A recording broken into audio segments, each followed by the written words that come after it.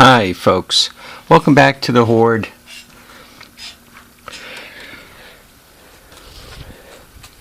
You guys know I like to kind of hop from one project to the next. Can't seem to stay on anything all that long. So I've been kind of nibbling away on the 400EX here. Doing a few things a little at a time. I was having trouble with both front tires going flat.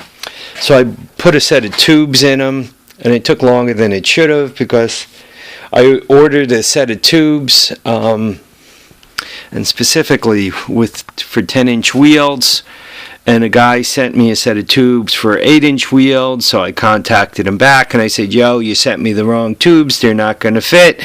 And he replied, you're a moron, they're going to fit.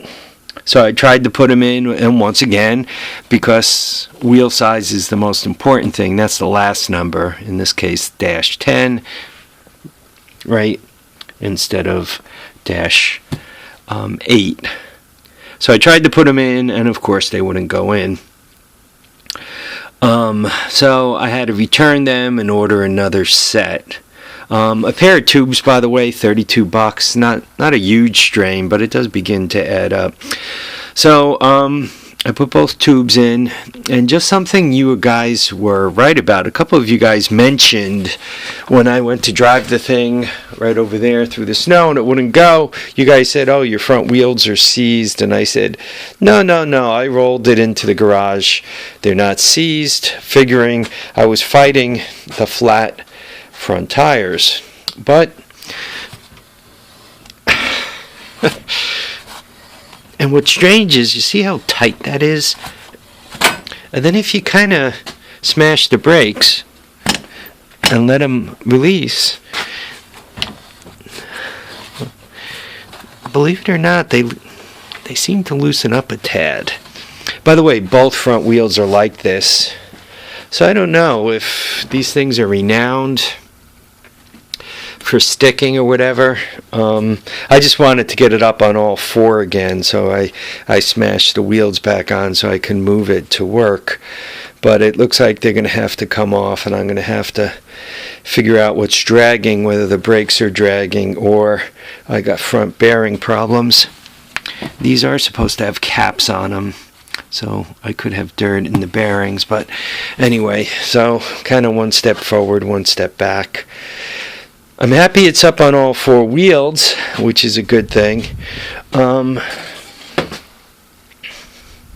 One of the other problems that I mentioned is the fuel shutoff, and I just replaced the valve on the bottom of this tank. So I put that in, and I use the permagasket stuff, the brown junk. I'll show it to you in a second. And this was not exactly like the one that I took off, and they never are. And the difference was the one I took off had a smaller, this plastic thing here was a little smaller. No, the one I put in, the plastic thing here was a little smaller, so the O-ring was a little smaller. And what I did was I put this O-ring on the new valve, and I put that sealer around both surfaces to make sure it seals. My problem with this valve, and you guys could see, right, this is the part that goes into the gas tank, so it's off. But if I blow into it, and I'll show you that with it off,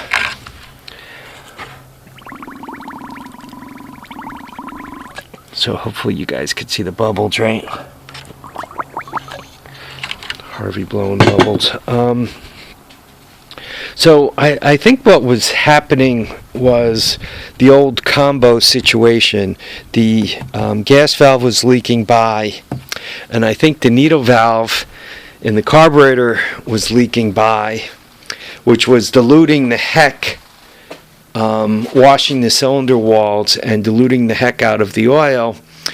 Then when you would run it, because the oil was thinned down and full of gas and all. It was putting a lot of oil mist into the air cleaner, and the air cleaner plugged up, and it made it run rich and stall and die and all that. I also got another air cleaner for it, and that's right here.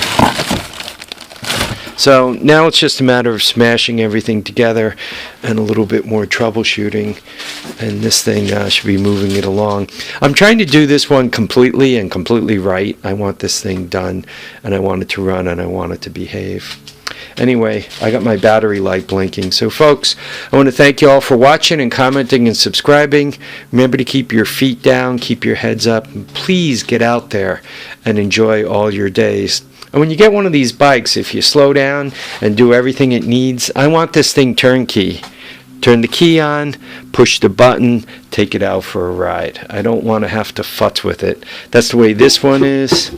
That's the way this is going to be. You know, a few of those over there are. That's the way I want my stuff. So anyway, folks, once again, thanks for watching, commenting, and subscribing. Feet down, heads up, and get out there and enjoy all your days. Bye now, folks.